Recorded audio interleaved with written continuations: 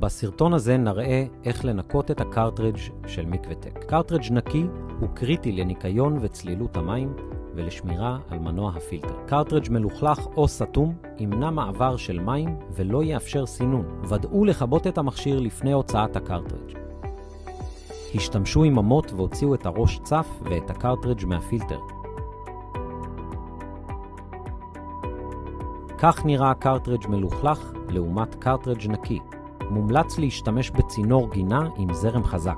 לא מומלץ להשתמש עם גרניק, זה עלול להזיק לבד הקרטריג'. ניקיון הקרטריג' דומה לכיבוס בגד עם כתם שמן, ולכן חשוב מאוד להשתמש במים חמים להורדת השומנים. פיתחו את הבד כמו מניפה ונקו היטב מלמעלה כלפי מטה ובין כל הכפלים. חובה להשרות את הקרטריג' לאחר כל ניקוי. רוקנו את מיכל ההשריה מהמים והלכלוכים לאחר כל השריה. הוסיפו רבע כוס חד פעמי של ג'ל או אבקת כביסה להסרת השומנים מהבד. לא להשתמש בסבון או בשמפו.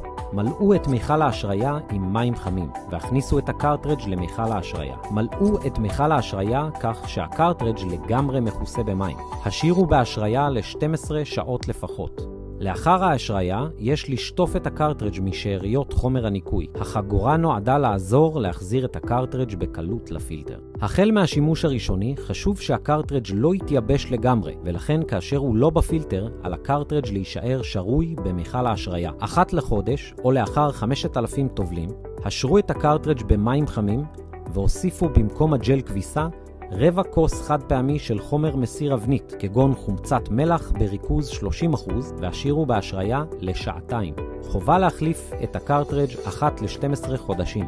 הקפידו על ניקיון הקרטריג' באופן שגרתי, כך הפילטר שלכם יוכל לעבוד בצורה הטובה ביותר.